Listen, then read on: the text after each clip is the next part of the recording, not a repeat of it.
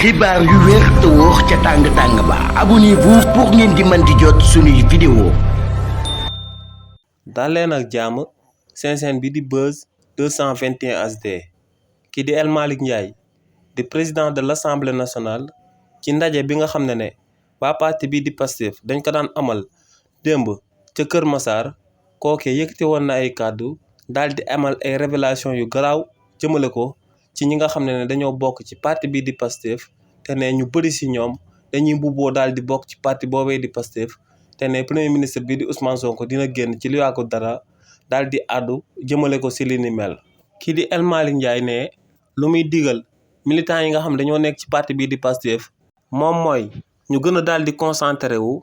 si di fësal lu état bu bees bi di amal comme réalisation wala ay jéego jëmale ko si naka lay suqalee réewu Sénégal te ñu daal di bàyyi di tontu opposant yu nekk ci réewu Sénégal waaye nee nag am na ñu bëri ñi nga xam ne boo leen séenee da ngay foog ne ci leaderu parti bi di Pastef lañ daal di bokk te ne en réalité ñooñu ay noonu waa parti bi di Pastef lañ te ne si lu yàggul dara premier ministre bi di Ousmane Sonko dina amal akub sortie si bi nga xam ne dina daal di fësal ay tur ñi nga xam ne ci biir parti bi di Pastef lañ leen xamee ci leaderu parti bi di Pastef lañ leen considéré te ne en réalité ñooñee ay imposteur lañ dañoo dugg ci parti bi di Pastef ngir daal di fexe naka la ñuy yàqee parti bi di Pastef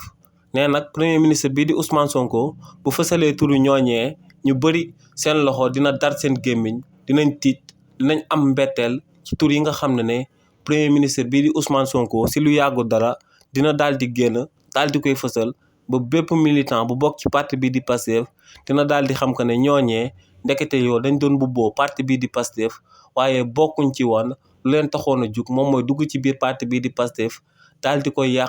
yàqeet. xibaar yu wér te wóor ca tàng ba abonnez-vous pour ngeen di mën di jot suñuy vidéo.